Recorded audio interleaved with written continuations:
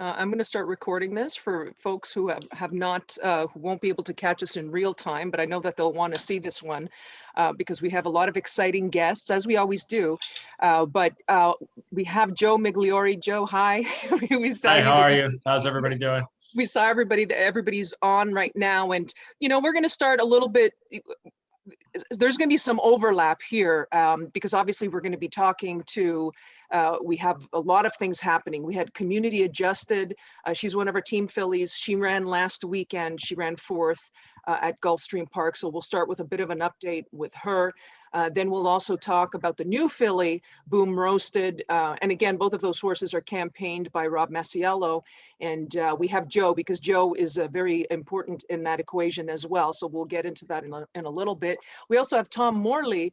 Tom Morley, primarily based in New York, and he's going to be training our filly Boom Roasted. So it's very exciting. We have a really good cast on today. We're also going to get a little. We'll ask Mr. Green. I'm not sure. I know I spoke to John earlier in the week about Did It My Way in his retirement. So I'll just give you some. We'll talk about that a little bit later as well. So we'll get going because we have a lot of ground to cover, and we'll just start first with Community Adjusted. And Joe, obviously, in terms of racing pedigrees, you certainly have one. Your father, a very well-known jockey, Richie Migliore. Your mother, she was an assistant trainer, Carmela, also as well. So tell me just give us a brief overview of how you got into horse racing and really what some of your earliest memories in racing are. I mean, honestly, I think it was pretty much impossible for me to not end up in racing, just based on my family's involvement. Following my father's career as a child was the most important thing to me, and really kind of hung on his every race, if you will. So I was always thinking about the track or being at the track or how I could get to the track, from a young age. And it was something that, really just never left my system. There was never anything else that I really, truly devoted a lot of time to thinking about doing or aspiring to do.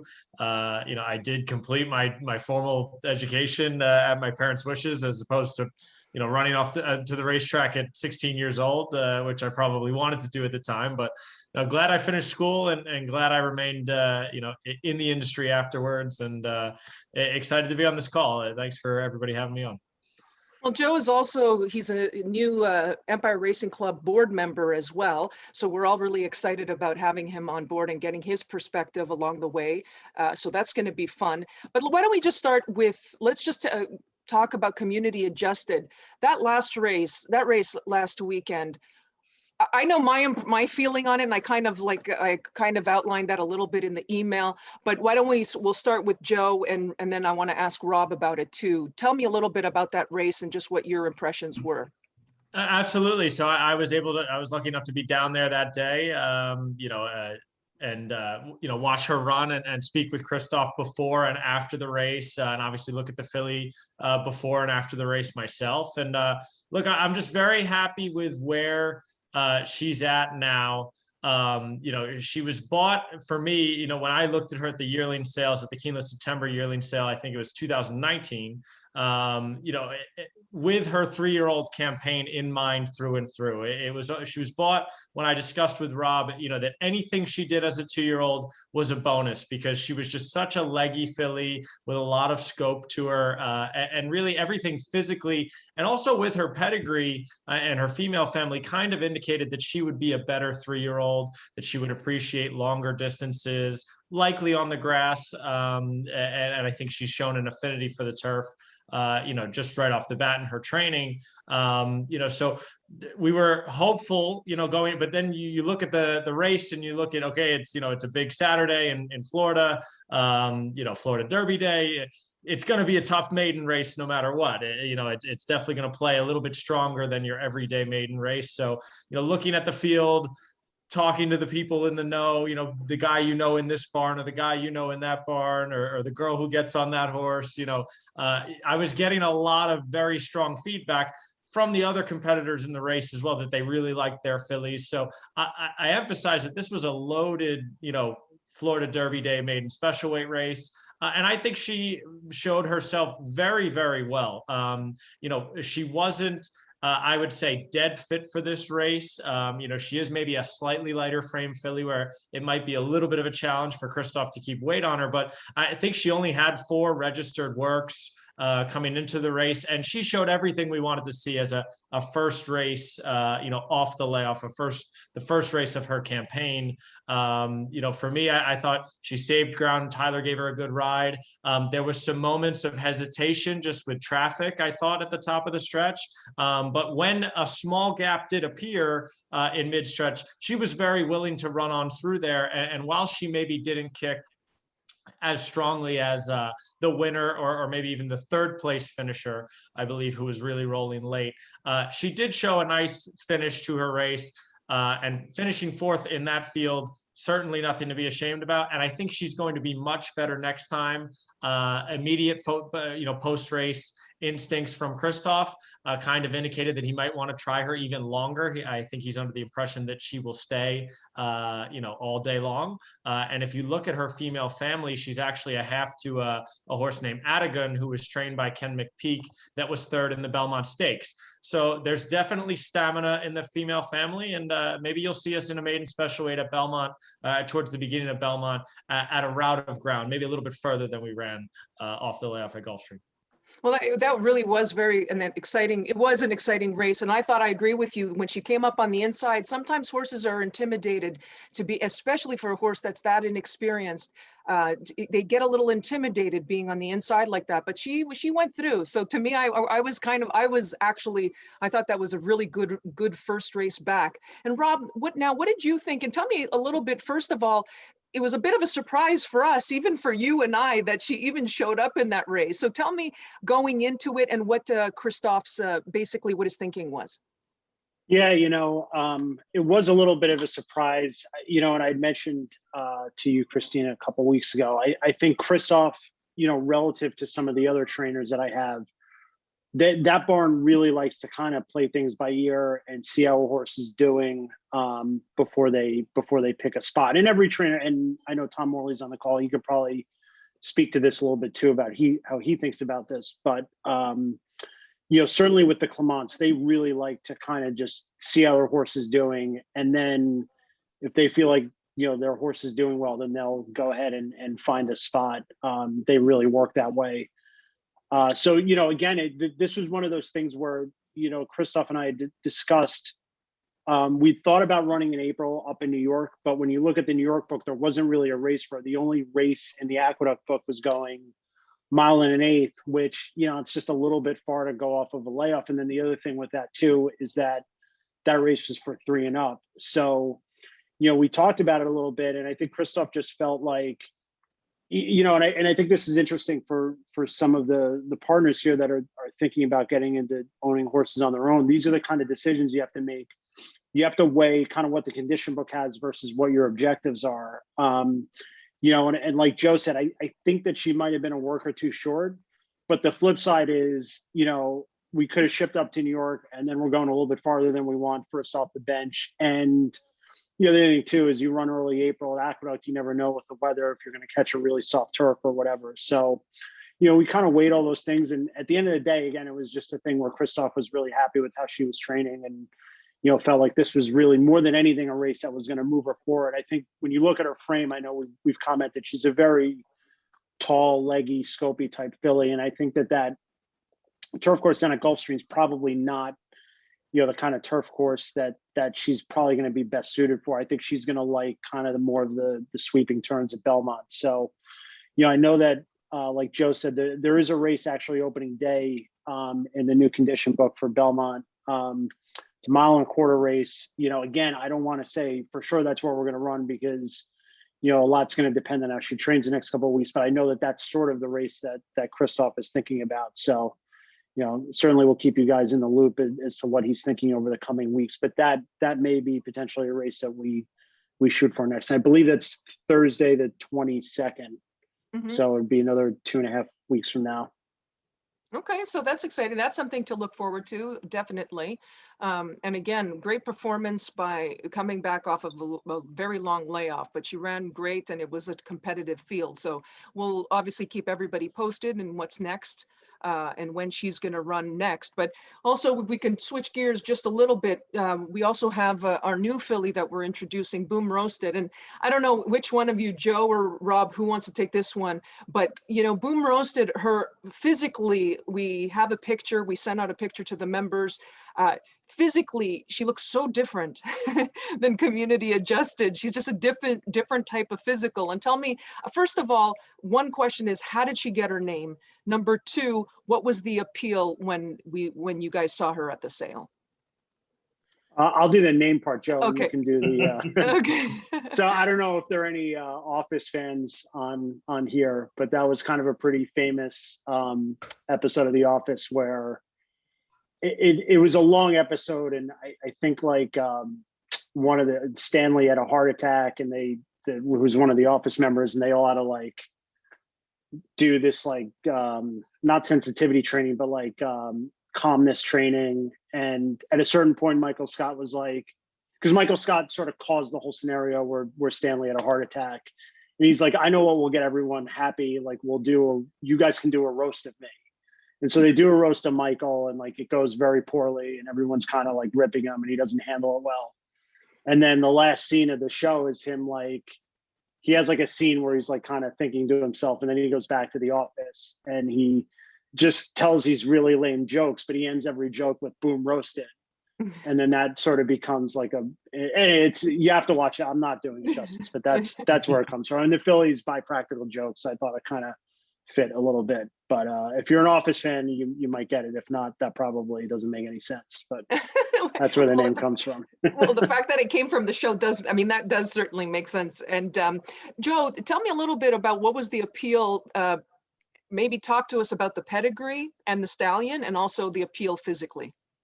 Absolutely. So I think to kind of preface everything with buying this filly was this was this was a filly that in all likelihood in a non-COVID year would have been up in the New York bred yearling sale at Saratoga. Unfortunately last year we were unable to have either the select sale or the New York bred yearling sale up there in Saratoga. So what Fasig-Tipton did was they pushed both those sales, and they kind of merged them into one sale, kind of along with the Fasig-Tipton July sale as well. And you kind of had this very unique sale that had a mix of New York breds, select sale horses, and horses that probably were destined to go to the July sale, which is sometimes meant for newer stallions or for precocious types, kind of earlier looking types of horses. So it was unique for all the buyers working that sale. And the way it was structured as well was that the New York breds were sold first. There was about, I think it was like 150 to 200 New York breds or so that were at the very beginning of the catalog. So mind you, this is now the first yearling sale of the year. We're in this strange pandemic kind of year where the market was a little bit shaky. So Rob and I really went into it with an open mind of, if there's some New York breds we like at the start of this thing, and maybe in the first 50 hips or so, the market doesn't seem to be showing itself as very strong. Let's swing the bat on potentially a couple of New York breds here. So that was kind of just a little bit of the background going into that sale and buying her.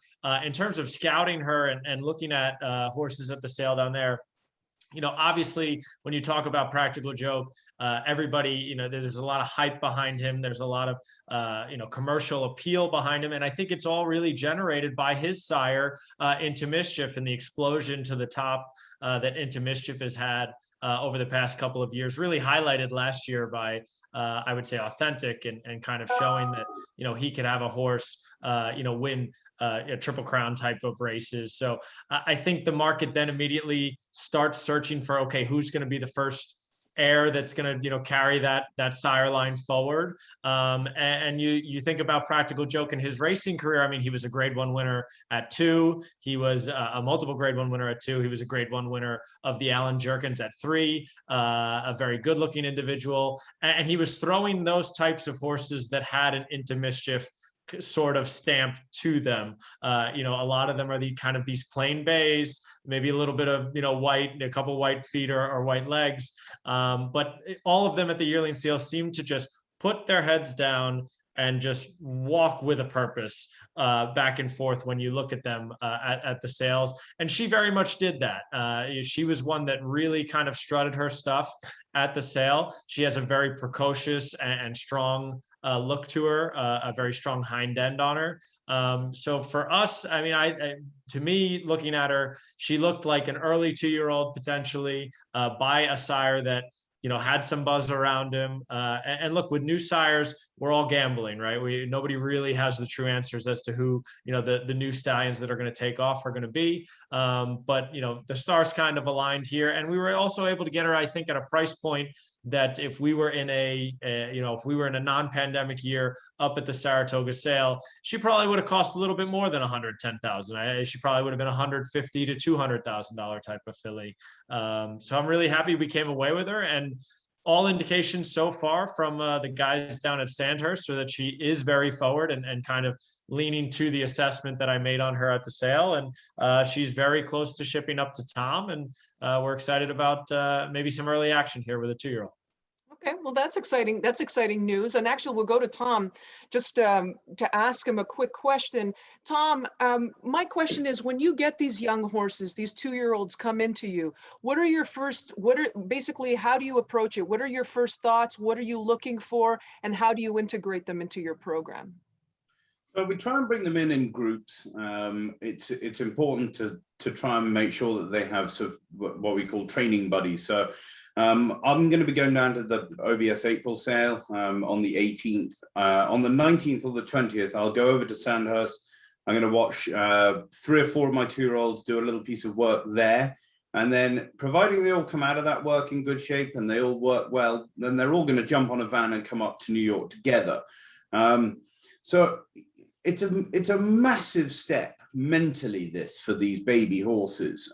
They've so far been, this filly's been exposed to a sale, so she's been through the buzz of the ring and showing, etc. But she's then been on a relatively quiet property in just outside Ocala, where she's been learning the process of being broken in and track etiquette and getting accustomed to the starting gate and obviously having a rider on and picking up her work and her speed as well.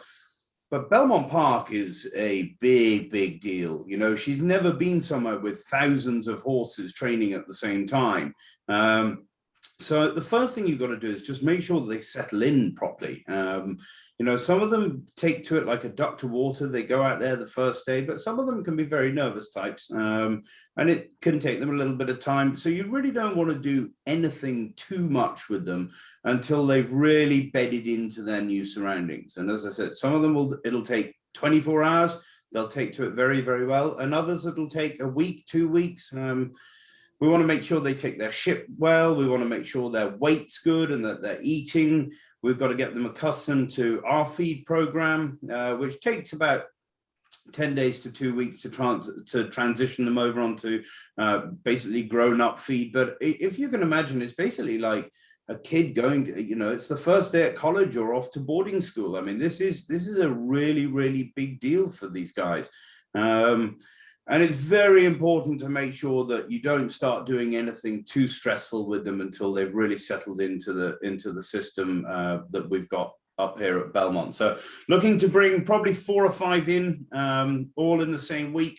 We'll start to assess their athleticism, their fitness levels, and then we'll start pairing them up, and they'll train away in 2s and 3s for a while, and probably they've got to get accustomed to the surface as well. Now, Belmont Park is known as Big Sandy for a reason. It's a deep sandy surface. It's nothing like what they've been used to training on in Florida, which is a much tighter surface. So you don't want to overdo the early training either and risk a minor soft tissue injury or something along those lines. So the first 3 weeks will be it's just nice and steady stuff, getting them used to their surroundings. They'll do most of their training on the training track to start with, because it's a smaller track, smaller circumference, closer to what they've been used to down at Sandhurst Thoroughbred. So, you know, the first 3 weeks is me getting to know them and them getting to know their surroundings as well. Obviously, I've been going down to Florida to see them on the farm training throughout the winter, but they've got to come. I always say it's time to go to big school when you come to Belmont. Mm-hmm. Yeah, it sure is. And you know, Joe, I think you're still on. I know you're mute. I think you just muted. But if I wanted to ask you, because you guys actually, both Tom and Joe have, in what I've noticed, have in common is you both were part of programs where you were able to travel internationally and experience racing on a much bigger arena. And I'm going to start with Joe on this one. Tell me a little bit about when, you know, you had said that your parents basically said, okay, we got to get an education. We got to, you know, and I know that you graduated, but then what did you do after you graduated from college? You know, so after I graduated college, that summer, I was up in Saratoga like every other summer in between school, and I worked in the press department at NYRA in the afternoons, and I worked for actually I worked for John Kimmel in the mornings, just kind of hot walking and doing, you know, anything that needed to be done. But then shortly after that, you know, after the summer winded down and horses started going back down to Belmont, I kind of took a look at everything I'd done up to that point in my resume and said, you know, what I'm missing is some farm work, quite frankly. I've been at the racetrack my whole life. And also some international experience. You know, I knew then, and I even know more so now, that it's a global game. And you know, you need to go see it all and really, you know, get different perspectives and see what other countries are doing or how they approach things. So I applied in the late fall for the Irish National Stud breeding program. And was lucky enough to get accepted onto the course. I believe it was 2014. Was a member of the 2014 course and made some outstanding friends there. Friends, you know, from all over the world that I'm still close with, you know, to this day. And you know, it's great, that program, because you know, the Irish National Stud is a state subsidized stud farm, you know, and honestly, the students somewhat of the labor force, you know, during the breeding season. It's usually about 30 students that come in, but, you know, once the work is done, you know, on the farm during the day, you have lectures at night, in the evening, from different industry professionals on a variety of topics. And it was a tremendous learning experience. It was a lot of fun, made a lot of good friends. And honestly, that set me up to continue on in my travels. And I was able to get a job down in Australia at Arrowfield Stud after that. So, you know, was able to spend some time in Ireland, able to spend some time in Australia, and then I started getting homesick and eventually came home to the US and began working for West Point. But I would recommend the Irish National Stud course to any young person that's looking to learn more about the game or get some international exposure. You'll learn a lot, you'll make a lot of friends, and you know, don't be afraid to apply. You know, I think that's great. You make a great point. First of all, I'm a huge fan of John Masiello. I spent quite a bit of time in Australia. I traveled quite a bit to Australia for the TDN back in the day, covering the sales. So I got to know the Masiello family quite well. And really, Australian racing is just something. It's something else in itself. It really is an experience that if everybody can experience once, just to go to the race day, to any of the race days, the big race days in Australia, it's a lot of fun. But so Joe, you came back to the States. You worked for West Point, and what did you do for West Point, and how long were you with them? You know, so with West Point, I was really, you know, sales and partner relations. You know, anytime we would purchase a horse, you know, obviously then they're going to be syndicating shares of that horse out to their partnership base. And, you know, myself and two of my colleagues, Tom Bellhouse and Jeff Lifson, that was our job, was to sell shares. And then also, once you've sold someone into the horse, it doesn't just end there, right? It's about servicing them and making sure they have a great ownership experience, and they're fully accommodated when they come to the races. So was very much the legs on the ground at Belmont, and Aqueduct. And then in the summertime, the whole team is up at Saratoga, all hands on deck for Saratoga season. But I worked for West Point for 6 full years. And it was a tremendous learning experience. I really did learn so much on the ownership side of the coin that I needed to learn and that I needed to experience, and just dealt with so many different partners from all over the country, and all different kinds of personalities and levels of understanding of the game as well. So for me, it really accelerated the process of, how to speak to owners and how to conduct yourself at the track, with owners. And then also working the sales with West Point was a great experience too. Their Bloodstock agent, David and Gordo, and kind of being able to look at horses with someone like him and the rest of the team. It was a valued experience that I needed. And it just, by the end of the 6 years, was feeling like I was confident enough to, spread my wings and branch out on my own. Well, after 6 years after branching out on your own, I think also during that time, you established some really important contacts as well along the way. And one of them being Rob Masiello, who obviously has come along. Rob went out on his own because Rob was with West Point as well. If I'm speaking out of school, Rob, you can stop me. But you guys obviously now, he was one of the contacts that I'm assuming that you made while you were at West Point. No, absolutely. I think I met Rob in the first couple of months that I was working there. I think it was at Aqueduct in the paddock.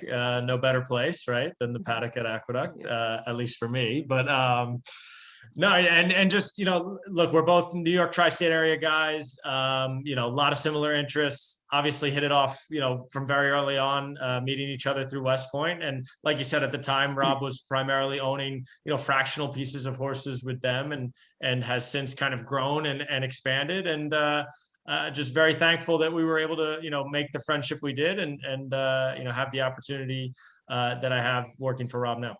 Mm-hmm.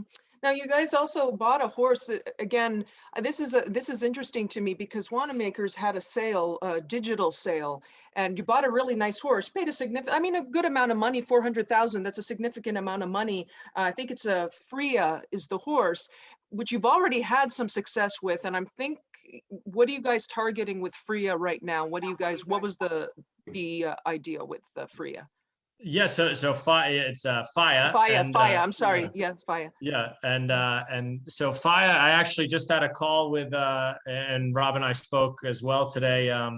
It's been a little bit of a tricky situation with trying to figure out, so our main goal is the Grade 1 Jaipur on Belmont Stakes Day. Obviously that's, Belmont's shining day of racing, and to win a Grade 1 on that day, I think would just be an incredible experience for all of us involved.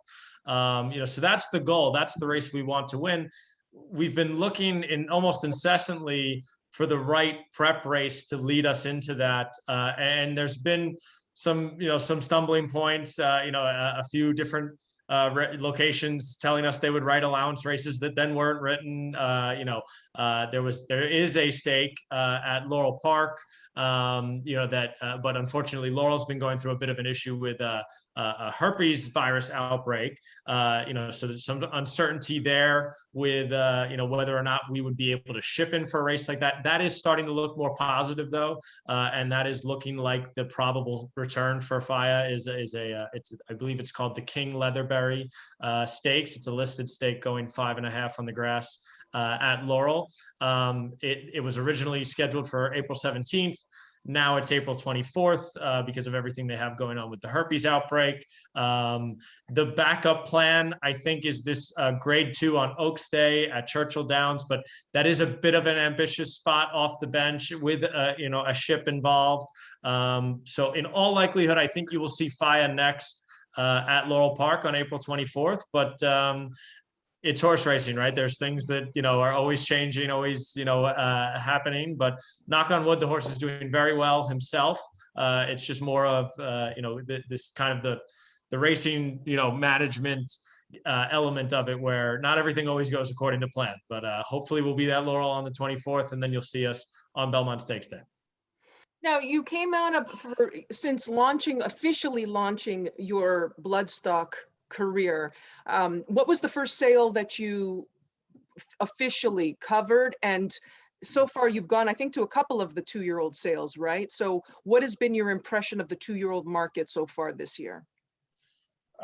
So to answer the first part of the question quickly, I guess you could say the first sale that I officially worked on my own was the Keeneland November sale, this past fall, and was able to buy I think it was actually 3 broodmares while there, and one of them actually foaled last night. One of those broodmares, which was nice to wake up to some updates with some full photos. But so that was kind of the first sale I officially worked, and then the 2-year-old sales so far we've had 2 of them: the OBS March sale as well as the Fasig-Tipton Gulfstream sale. And my feeling has been that the market is incredibly strong and incredibly difficult for buyers at the moment. I think a lot of that fear and trepidation that maybe lingered last year in the 2-year-old sales and through into the yearling sales is gone. I think the vast majority of everybody sees the light at the end of the tunnel and regarding coronavirus and the pandemic, and obviously the success so far of the vaccine. So I think that buyers are kind of unloading, are ready to empty the clip again, and it's been tough. It's been very tough. I've had orders, for these 2-year-old sales that I've yet to fill. I was able to buy 1 horse at OBS March at what I thought for the market was a very good price point. I was able to get a more than ready colt for $145,000 for an owner named Glenn Del Russo, who my first opportunity to buy for him. So fingers crossed on that more than ready colt. But no horses bought at Gulfstream, which I think a lot of other bloodstock agents can say the same thing, and nothing to be ashamed of. Sometimes what you call a cocktail hour sale at times. But looking ahead now to this OBS April sale, where there's 1,200 horses cataloged, and there should be something for all segments of the marketplace there. When you have 1,200 horses and 7 days of breeze shows, there will now be some horses, I'm sure, that will fall through the cracks. They can't all make a ton of money, right? So I do think the right horses there will still make very nice price points, and the market still will be strong, but there should be more of a middle market and a lower end market as well at that OBS April sale. Okay. If anybody does Mr. Green have a question? I think, hold on a second. I think Mr. Green has, I was just about to say, if anybody has a question, please feel free to ask. Hold on a second. I'm going to bring up, hold on. Let's bring up your mic. Okay, there you are. I think your mic is up. Audience, okay, for the people in Empire, can I give them a little background so you can appreciate a little bit more of what Joe's talking about? Okay, usually when you go to a sale, okay, you can't look at every horse. So what the bigger trainers do, etc., is they send somebody out or a couple of people out to shortlist them. Okay, they try to look at every horse so they can come up with a list, and then they can go and look at it because they have more experience, etc., kind of thing. With Joe, okay, you really have a real advantage, I think, if you're starting out in the business, because number one, he knows what he's looking for because he's got that experience. He doesn't necessarily look at the pedigree. You're not going to look at the horse and see, and then evaluate it as to where it may go. And then in your program, he can fit it into your program, kind of thing. So that's a real advantage for everybody in Empire who may think of going out and actually buying a horse somewhere. Where do you buy a horse? Well, you just can't go into the supermarket and buy it. You've got to have people looking at it and then going through, and then not being afraid of saying to you, hey, this is what looks good, but at your price range, it's out of your price range. So what Joe just glibly just said, hey, he went to a sale and didn't buy anything. That's very hard sometimes for a paid agent because they don't get paid unless you buy a horse. So again, I get no commission, but Joe, I think, is a very good example of somebody who you'd like to look at, have looked at the horses for you because of his experience. You know, and that actually segues into the question I was going to ask you very well. Thank you, Mr. Green, is what do you look for? What are the things? Because obviously some agents have certain, you know, particular things that they like to see in horses that they purchase. So what are some of your preferences? Well, look, it's like Len just described as well. You know, you might have been an order from an owner, you know, for a horse for a certain price point, or, you know, maybe some specific elements that an owner is looking for. You know, there might be an owner that only wants to buy a filly, you know, only maybe has a specific list of stallions or a specific budget. So you have to know the market well enough, and you have to know what you're looking at well enough to say, okay, this is a horse who very much fits the mold of what owner X told me he wants.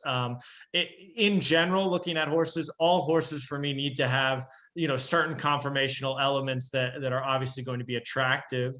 There's also certain conformational elements that maybe you can be a little bit more forgiving of, and that can vary as well from trainer to trainer. You need to know the trainer that you know, is going to be eventually training this horse. You know, Tom, for example, might say to me, I don't want any horses that have, you know, this conformation flaw. Whereas another trainer may say, you know, I had a trainer recently tell me that they were not too concerned about horses that were over at their knee, which is a conformation element where the knee is slightly out over where the cannon bone ends up coming down into the fetlock. You know, so you have to take in all of those, you know, elements of, you know, the sale, and, you know, really try to make the best purchase you can based on the money that's been allotted to you. Sometimes with lower budgets, I will throw pedigree entirely out the window and just try to look for the best physical horse I can find. You know, sometimes you'll be able to buy an extremely nice physical specimen because they're by a sire that's just completely unfashionable right now, or maybe from a female family that lacks any true black type or any true strength in the female family. Sometimes you can get a very nice physical athlete, you know, at a lower price point, and vice versa. Sometimes you can maybe sacrifice a little on physical and get a bigger pedigree. So you need to kind of juggle all these different balls in the air at once, and hope you catch them and not let them hit the ground. I've got a That's a great way, buddy. Yes, Rob. just to kind of throw in my 2 cents, and then I actually have a question for Tom. But so one of the things Joe and I have talked about, we've kind of, you know, so I had horses with West Point. I started to do a little bit of stuff on my own, and now I'm kind of transitioning more to where I really am mostly on my own. I still have some horses with West Point, but you know, Joe and I, and this is the reason I bring this up, is because we, you know, I know we have a lot of club members, and I know some people are thinking about, you know, taking the next step into ownership. And so Joe and I really, the last year, and Tom also actually, we've discussed a lot of like what our strategy is going to be. And I think one of the things I've done, and Joe's really helped me a lot with, and Tom, is, you know, I'm sort of focusing more on the filly side, you know, obviously with community adjusted, boom roasted, but also some of the other, you know, higher dollar purchases I've had have been more on the filly side. And that's really something I'm trying to focus on, is, you know, hopefully build a little bit of a broodmare band, have some residual value, you know, kind of realized at a certain point a couple of years ago that you know, I'm more interested in running, just having runners in New York and trying to compete in some of these big races in New York, versus that, you know, and the Derby dream is very difficult. And, you know, it's kind of funny for me to say that and have someone on here that is actively in the Derby right now. Congratulations again, Len. But yeah, and he'll tell you, I'm sure it is very, very difficult to do that and very expensive. So, you know, one of the things that Joe and I have talked about, and Tom, is just, you know, really trying to focus on that. Let's get some nice fillies. Let's get some horses with some residual value and try to have some fun that way. And then obviously we, you know, also looking a little bit at horses in training, and that's how we ended up with Faya. But I also wanted to kind of ask Tom is a similar question. Tom, I don't know how many people have noticed, Tom's done a phenomenal job claiming horses the last year or so. I'm just kind of curious if you could maybe talk to some of the partners about what you look for when you have a couple of clients come to you and say, hey, we want to claim a horse. What are sort of some of the things you look at? So there's a number of angles I try and look for in the claiming side of things. And I have a very strict process of I use the daily racing form formulator to start with. And obviously I assess the PPs of a horse. If I like those, I'll watch the horse's replays. But by that stage, I'm already starting to dig into the horse's pedigree to see if I'm missing something. We've made quite a lot of successful claims of claiming horses out of dirt races and turning them into decent grass horses. Xanthique is an Into Mischief filly that we claimed out of a dirt maiden 50. She's a stakes placed Into Mischief filly now. Red Right Hand, Joe and I actually shook for.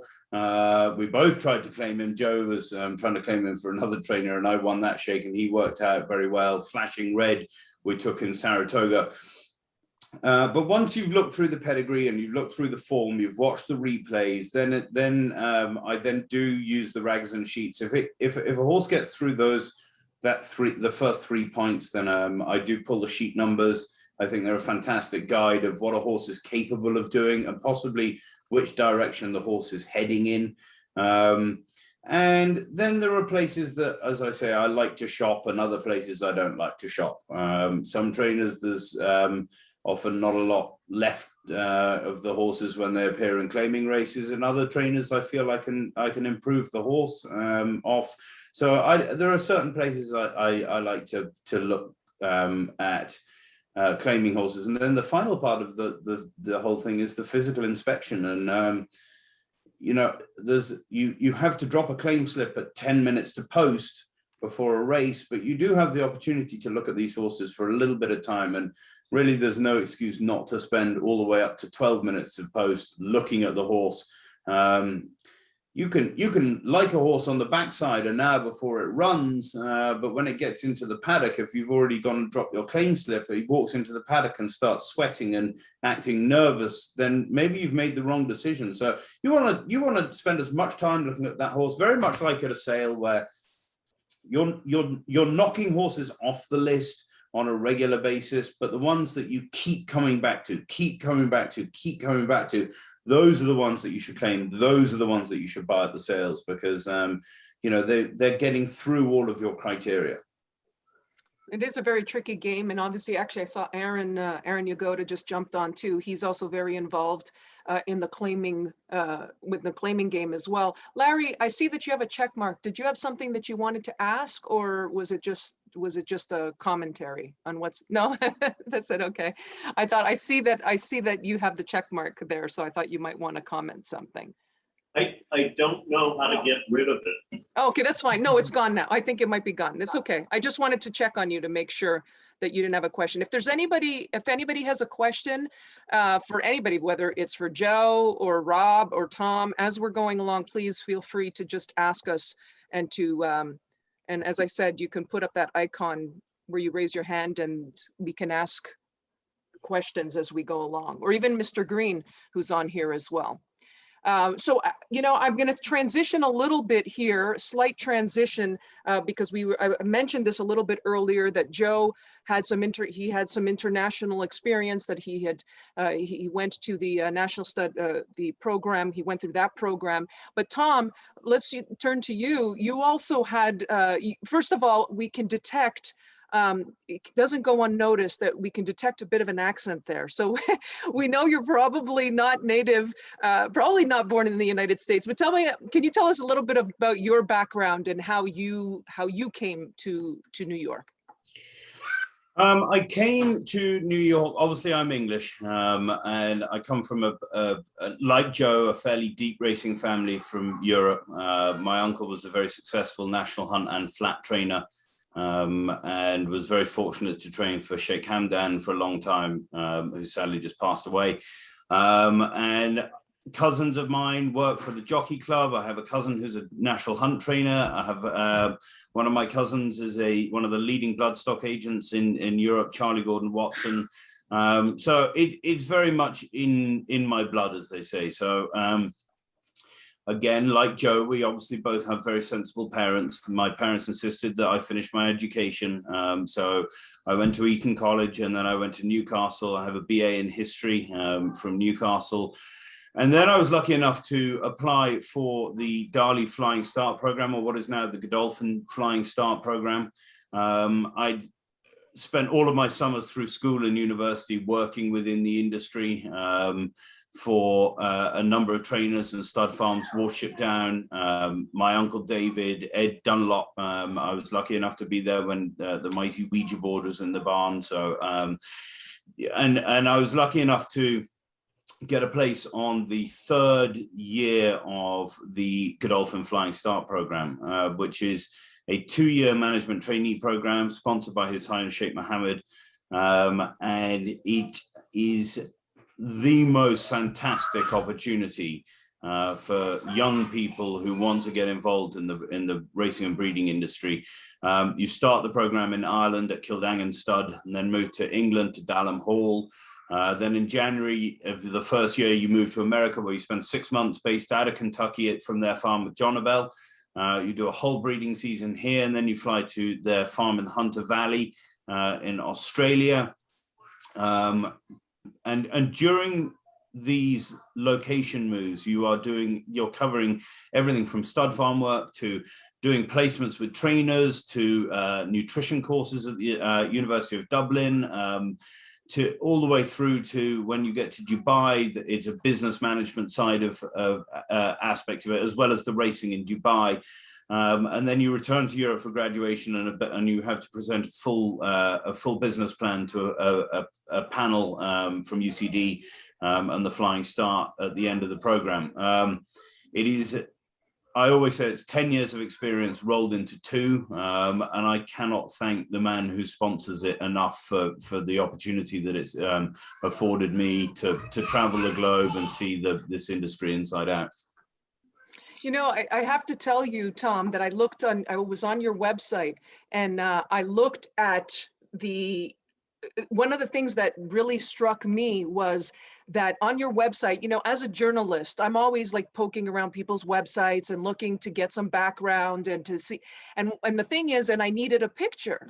And I went to a certain part of your website, and I'm looking on our database to find a picture. And on your website, you have pictures for the press. And I'm like, if all the trainers had this, it would make our lives, like as media, like so much easier. And it's something that everybody here might think is so silly, but it is such a big thing, because I feel like you grasp the importance of how it facilitates, because, you know, we're going to be writing stories about you, we're going to be doing features on you, we're going to be writing about you, you know, day to day in the TDN or whatever. So that struck me, you having pictures that we can use and we can access, and it helps you, it helps us, it helps you.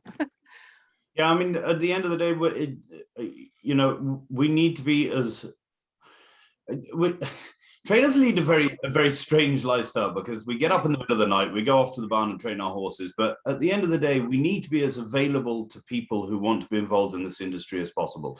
We are the horsemen. We are the point of contact for you, to your horse. At the end of the day, I am the channel of information for that, and so that's a very, very important aspect of this. You know, I want people to know who I am, what I look like. You may think I'm ugly, but you're still going to have to know what I look like. Oh, what an awesome answer. David, I see that you have a hand up here, and if you want to unmute yourself, you can go ahead and ask your question. Thanks, Christina, and thanks to everyone on the call today. It's really interesting stuff.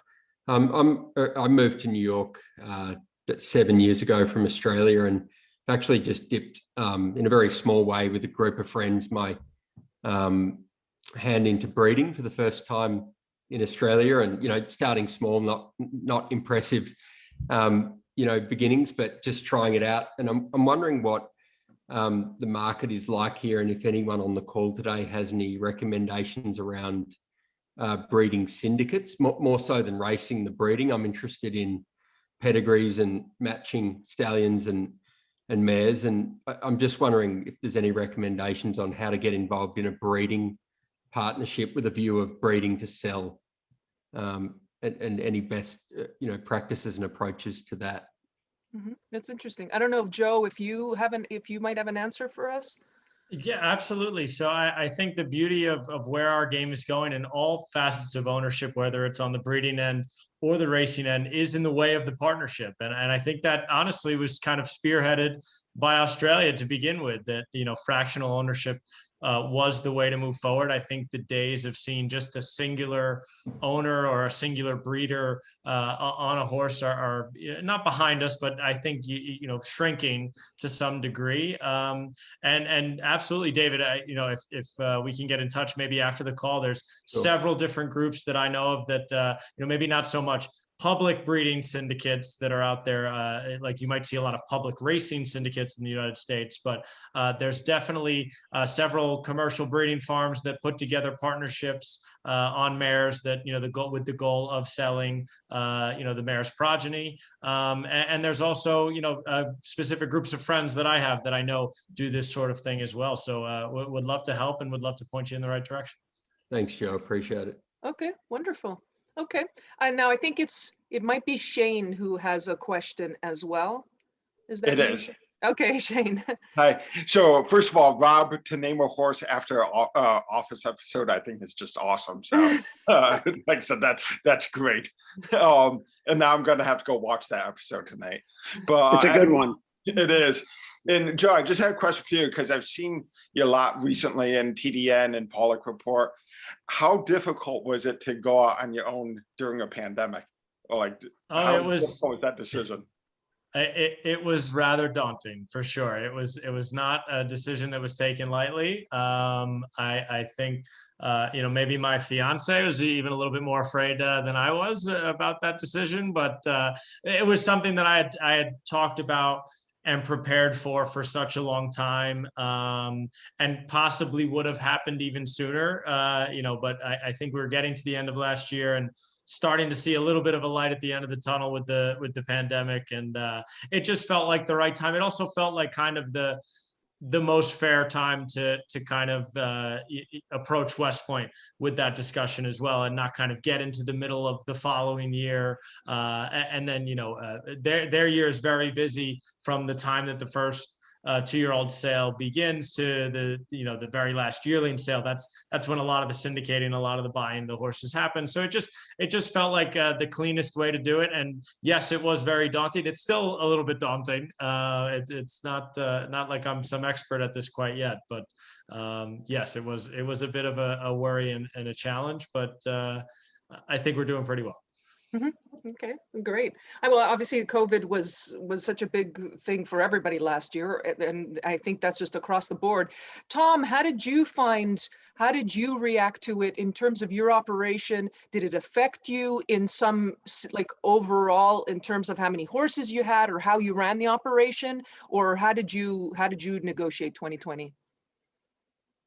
It hit us a number of ways, funnily enough. It started off with a tragedy. Martin Zapata, who'd been part of my team for over 3 years, actually died, and he died very, very early on in this of the pandemic for us. It was extremely scary because we didn't really know or understand what was going on, how it was going to affect us. We'd literally just started a quarantine facility for people who had it. He was the second person at Belmont to contract it. And he actually died. So that it started off tragically for us, to be perfectly honest. And then we faced a tremendous level of uncertainty, and we didn't know when we were going to be back with live racing. We didn't know what the structure was going to be.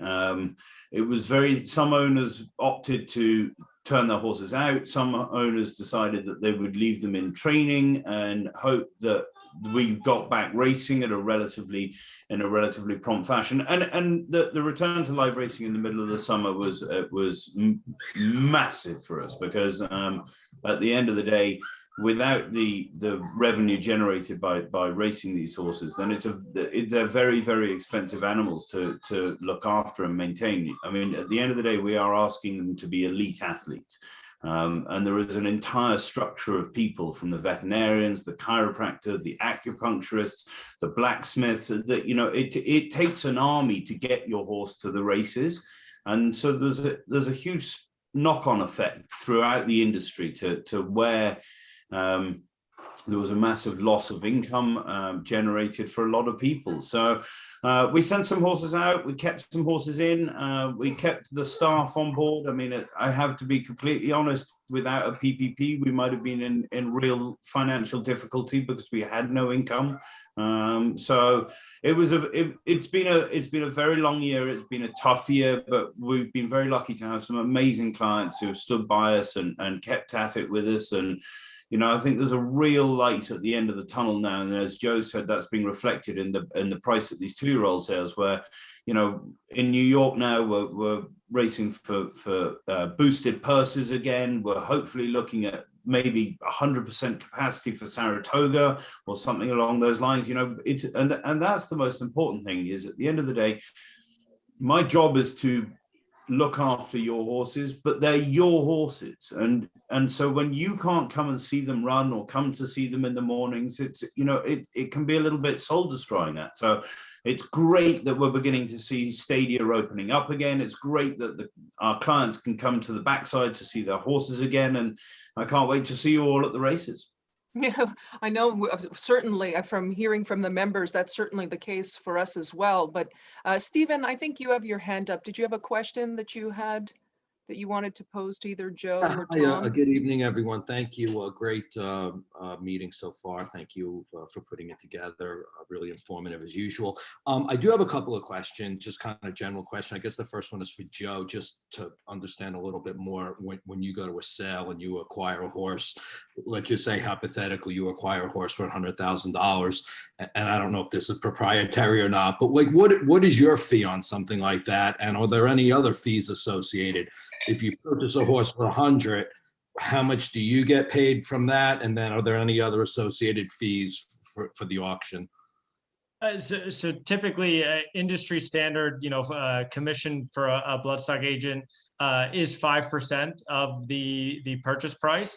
That being said, you know, there are definitely owners that approach agents, you know, and you know, potentially try to negotiate that, or you know, there are some agents that'll also choose to work on a retainer for specific owners. So you know, it's I'd say the most common thing you'll see is a 5% commission, but there are different arrangements that you know, typically can be made. You know, sometimes larger owners will want to assemble somewhat of a team of you know, bloodstock agents, or just a large you know, shortlisting team to some degree. So I would say the industry, you know, standard is that 5% commission, but there are other arrangements that sometimes owners will try to make with agents. And then, you know, the only other costs that on the buyer's end that you know, would be associated with the sales would be the cost of, you know, doing a you know, veterinary examination on the horses that you're looking at potentially bidding on or potentially buying.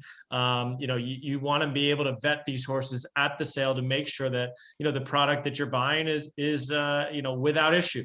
You know, and it's honestly probably the most important part of the process, and the final part of the process is that vetting. So, you know, you typically will, you know, have to, you know, pay a veterinarian per, you know, the number of horses that you do vet at the sale. And obviously that's going to vary as to how many horses, your total cost is going to vary as to how many horses you vet. And then also when you buy a horse, you do need to ship the horse out of there. So there will be, you know, some vanning cost, you know, to the horse's next destination. But really that's all in from the buyer's side. From the seller's side, the seller is responsible for paying a 5% commission to the auction house. So if you're to sell a yearling or to sell a 2-year-old at one of these sales, you are paying 5% to the auction house. So the buyer's paying 5% to the agent, the seller's paying 5% to the auction house, and that's pretty much the extent of the fees, if you would put it that way. Okay, great, thank you. I do have one other question, maybe for Tom, or really anyone who could jump in on this. Let's say you acquire a horse either privately or you decide to claim a horse. Do certain trainers, good legitimate trainers, do an arrangement where they'll do like a reduced day rate or no day rate in exchange for a higher percentage of the purse money? Or are there like arrangements like that trainers will work with, or they'll do like claim a horse and, you know, they'll do half and the private owner will do half and you'll go in 50-50. Are there like those types of arrangements in the claiming game? Yeah, I can answer that, Stephen. Yeah, absolutely there are. There are what people would describe as no expense models, where an owner may claim or purchase a horse and give the trainer a large percentage of that horse in return for no bills. It is actually a business practice that I cannot fathom in the slightest, and I've never done it because if the horse happens to be no good, then the money's coming out of the trainer's pocket. And at the end of the day, Steve, trainers don't make any money on that. I mean, the vast majority of trainers do not make any money on their day rate. It's a break-even process, and you're hoping that your 10% commission from purse money earned is your income for the year. So if you claim a horse and it turns out to be no good, then it's only going to cost you money to train it. So there are plenty of trainers out there who do it. I can't quite work out how they manage it, but it's, you know, that's their business model, and mine is to stay away from those. Well, thank you. We really appreciate the answers. Mr. Green, did you have a question? No, I actually just want to add up to a comment to the audience, because again, I have the advantage of knowing a lot of you. Okay, so I know what some of the questions that you have are, kind of thing. The new, you can certainly buy a young horse. It just takes a long time for it to start earning money, and it is eating all the time and what have you. So we started out, okay, in the claiming game. Okay, and probably Aron can jump in because he knows more about claiming than anybody else does, certainly more than I know. But again, one of the keys is to find a trainer like Tom, because you really want somebody, okay, who you can talk to. And some of the trainers get so big, okay, and have so many horses that you don't actually have an opportunity, okay, to talk to them about your horse and get that very, very important feel for it and for the game, because it's very, very exciting. I mean, I have horses with Todd Pletcher and with Chad Brown. I don't talk to them. I know their assistants' names, okay? But again, so I think if you're starting out in this group, you need somebody like Tom, and you can't be worried, Stephen, about, you know, can I do a deal with them? Because you want somebody who they make money and you make money, okay? So again, I agree with Tom, okay? You don't want that kind of arrangement, but you do, to really get the fun out of it, okay, as Joe was alluding to, get a couple of friends together who want to buy a horse, because then you can share that camaraderie.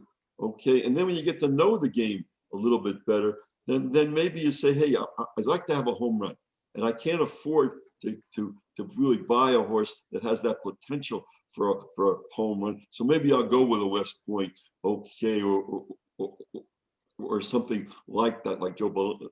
Okay, so again, that's that aspect. But Aron, if you're on, if just for a minute or so, with Christine's permission, if you're going to claim a horse in New York, do you do it differently than what Tom was talking about, or what Joe was talking about?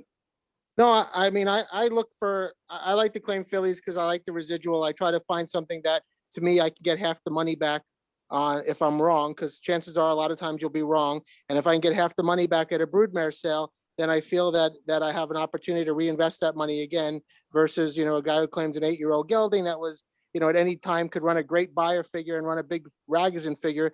But realistically, I either have to donate him to new vocations or drop him down and hope someone takes him. So I try to have that residual factor. I also like selling them in a market, so at the broodmare sale, so I don't really have to worry about that they might land up in bad hands down the road.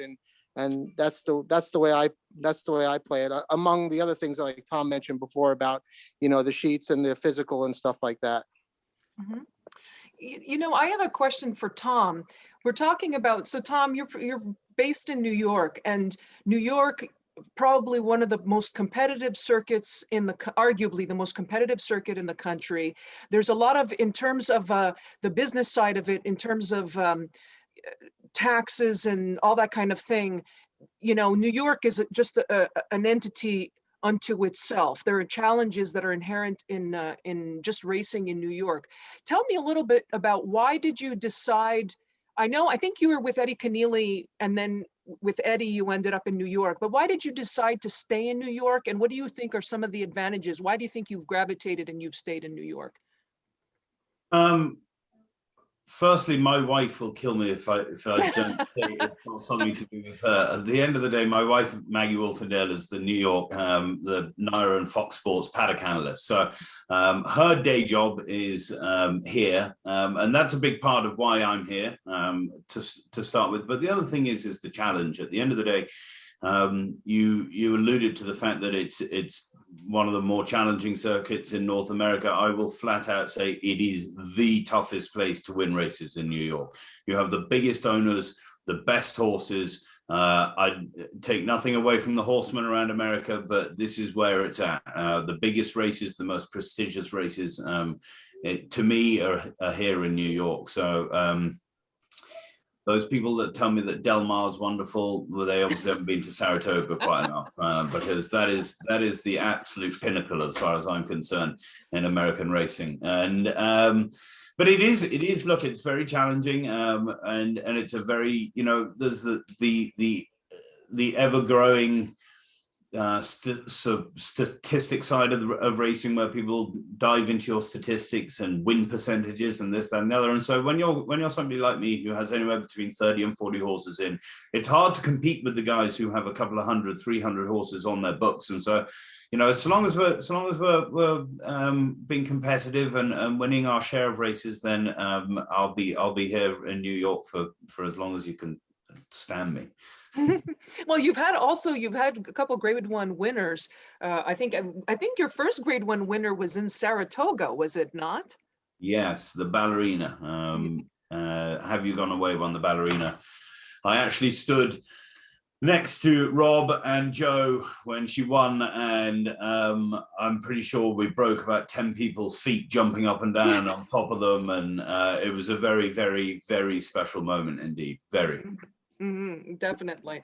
So does anybody else have a question for any of our, we have a lot of the team on today's call.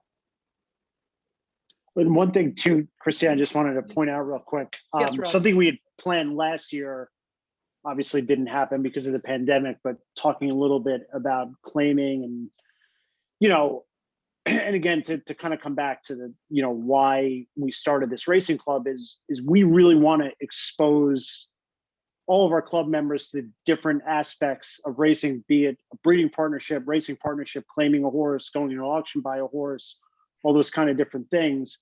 One of the things we want to do from a New York Thoroughbred Horseman's perspective is we really want to get all of you up to Saratoga at an event where you can meet, you know, all the different trainers, all the different bloodstock agents involved in the game, and try to do kind of like a mixer. I don't know if mixer is the right word, but, you know, I think one of the issues we have in racing is that there's kind of like the trainers, you know, again, and Tom talked about it earlier, you know, it's a job where they're working, you know, a lot of them from 4 or 5 o'clock, you know, maybe Tom, it's more like 8, 9 o'clock because he's lazy, but most of these trainers are getting up real early in the morning. They're working all day. Yeah, I'm just kidding about Tom, but you know, so and then there's that whole other side of the business that's like the business side of it, of meeting clients and stuff. So, you know, one of the things that we want to do is Horseman, and Aaron and I have talked about it. It's like we want to try to give at least our club members and certainly other prospective owners a chance to kind of mingle and meet different trainers and get to meet a Tom Morley, meet a Linda Rice, meet a Lee Giamatti, all the different, you know, the big and the small and in between trainers that have different, you know, kind of strengths and what they like to do. And so anyway, that's something we were trying to do last year. Obviously it didn't happen with the pandemic, but, you know, it's something that I'm really looking forward to this year. And again, keep the questions coming in any aspect of horse ownership. You know, we want to be, you know, a guide and a helping point for, again, whatever kind of ownership, or if you just want to stay with Empire, that's also cool too. But we're more than willing to help out in any way we can. Well, I think that's a great point that Rob just made. And also to touch on something Mr. Green said a minute ago too, like not every, yeah, you know, you have the Chad Browns and the Todd Pletchers, and Todd trained our first filly for us. And there is obviously very successful big operations, and really they have also the business side of it. But at the same time, not everybody wants to, if they have their first horse, not everybody wants to be necessarily with a Todd Pletcher or a Chad Brown. And I think, you know, what I was alluding to earlier, which I don't know if when I mentioned about Tom having the pictures on his website, it's just that it's a different, we're in an era of horse racing where trainers really have had to adjust. If you go back 20, 30, 40 years ago to what trainers, how they were operating back then, Bobby Frankel, probably one of the most, you know, famous trainers, even Charlie Whittingham, Las Barrera. Obviously there was an internet back then, but it was a different time. And now trainers like Tom Morley comes in, you know, obviously a different perspective, and they offer to us, not only to the media, but also to their owners. It's a different experience. So it really depends on what you want. You have an owner like Mr. Green, he'll have horses with many, like several different trainers, and because that fits his operation. And you'll see other owners that maybe just have 2 trainers because that fits their model. But I think that's great, both of the points that you both made. And I just think because we're in a new era, and I think it's great to see trainers like Tom. Do you want a great example of how far the level of communications come? Yeah. My uncle trained for many decades in Europe, and he would go to church on a Sunday morning, and after church he would ring his owners, and the telephone calls had to be done by the time Sunday lunch was served, and that was it. That was the only form of communication. You got one phone call late morning on a Sunday, and that was it. Whereas we are using video binoculars to record works and send them out to people. We use voice messages and memos, photographs, you know, and it's so easy to communicate daily and hourly with owners now that you know, it's a very different structure of keeping you, the clients, involved with your horses. It sure is. Kyle, I see that you have your hand up, and there's also Shane, and we'll start with Kyle first. Do you want to go ahead and ask your question? Yeah, thanks. If I could ask Joe first and then Tom. We're talking about the owner relationships here. Aside from deep pockets, what would be your favorite characteristics of an owner that you like to work with? Like, what have some folks done that made you say, wow, I wish more people would act like this. I wish more people would bring this to the table.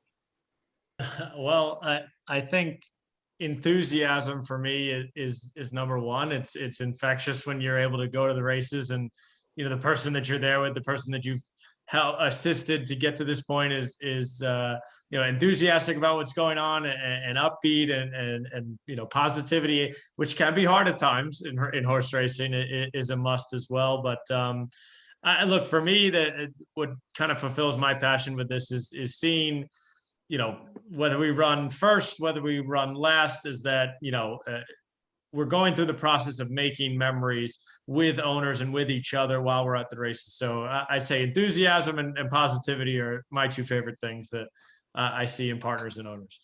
Okay. Tom, what would you say?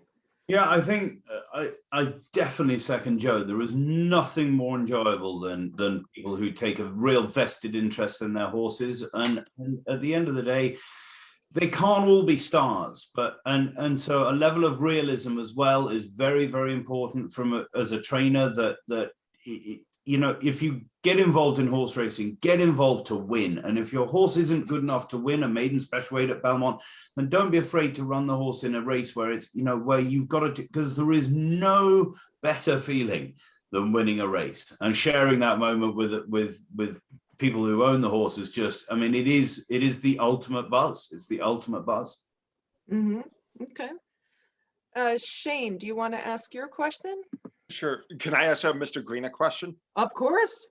How does it feel a month away from the Derby? I'm just curious how you're doing right now. Let's see, when I won my first race with a $5,000 claimer, okay, I kind of thought I was in heaven, kind of thing. And when we won our first stake race, I thought I was in heaven. And then when I had okay, all you guys and gals, okay, on proven strategies. I said, boy, to be able to share this with a number of people who were so enthusiastic, I said, that's pretty darn good, okay? And then I started saying, well, maybe when I go out and I'll follow what the big guys are doing, and I'll spend several $100,000, so I'll play in that league. And that didn't get me anywhere. And then I shifted back and said, wait a second. Now, let's go back to forgetting about the pedigree. And let's do something where we look at a horse and don't look at the pedigree at all. Just look at the physical and see if we can't, okay, get a physical horse and buy a few more of them for the same price as those people who spend up to $1 million for it. And maybe that will work out pretty good. And then suddenly you hit that a couple of years in a row kind of thing, and you say, this is impossible. When you look at the horses that are in the Kentucky Derby, okay, and you look at the owners and you look at how much they spent for them, and you think of 2,000 or so horses that are available, or 20,000, whatever the number is, okay, and you say, you're going to be one of 20 possibly there. You know, the possibilities are, if you want to think like that. But of course, I'm not thinking like that, okay? I'm just saying, hey, what's the next $5,000 race that I'm in? Again, I'll tell you about it after we win. I'll ask Christina for 15 minutes to try to explain the whole thing. But again, when you're talking about costs before, I thought that was very, very interesting, what the cost of these things are. Do you know how much the cost of buying hats for all the women in your group are just because you don't do the Derby? I mean, you're talking about real money there. Hey, I just hope everybody on this realizes that there's a place for every one of you in the game, as long as you play it with some kind of thinking. And the thinking starts with getting somebody like Joe to look at your horses, because he will look at every one of them yourself. And then finding somebody like Tom who will talk to you and interact with you so you can learn the game. And then hopefully, you know, luck hits you, okay, along the way. But I wish I had had an Empire racing when I first started, because I wouldn't have made a lot of the mistakes that I made along the way. You know, thank goodness the tax law gives me a tax break on those things. But again, this is fantastic, Chrissy, and thank you for actually doing it, and all the homework that you put in so that you have 30 questions for each person. Well, you guys help. You guys do. You know, Mr. Green, I had a question for you. Now, wait a second. I already had my limit. I know. I just, Bill, because I just wanted to ask you about, and we're talking from now because you mentioned this, or you touched upon this a second ago, the economics of horse racing, owning race horses, racing horses. If we kind of segue a little bit to Did It My Way. So we announced also, we just announced this week his retirement. He's going to be retired. He's going to, you know, obviously he's going to go to a wonderful home, just as Now and Again did. So tell us a little bit what goes into when you can use him specifically. You have a horse, 2-year-old, turns 3, training, maybe, you know, you don't see exactly what you thought you might have seen with him. Now he also might have like a nagging physical issue that might be coming up financially, because now you're trying to balance, you know, racing these horses and also the financial aspect. What can you just tell us what goes into your thought process to say, okay, I think we should move on with this horse, or no, I think maybe we should back off, or I think we should retire? Okay, let's go back to what Tom said before. Okay, you buy a horse. Let's say you buy a horse for 100,000, just for an example. Okay, does that mean that you only race that horse in maiden special weights because, hey, you spent 100,000, it must be a good horse? And that's your first mistake. You've got to realistically say to the trainer, okay, I bought the horse, and what is it showing? And if the trainer will tell you, okay, it's not a stake horse, okay, it may not even be a maiden special weight horse, then you've got to step down and say, okay, we're in this game to win races. So let's put the horse in a place where it has the opportunity to win, okay? And maybe in the beginning, you start off with a New York bred, so maybe you have a chance to be able to race it against New York bred. So maybe there's an advantage. You try to get an advantage, but if the horse is not showing anything, okay, then you drop it down to where you think you can win.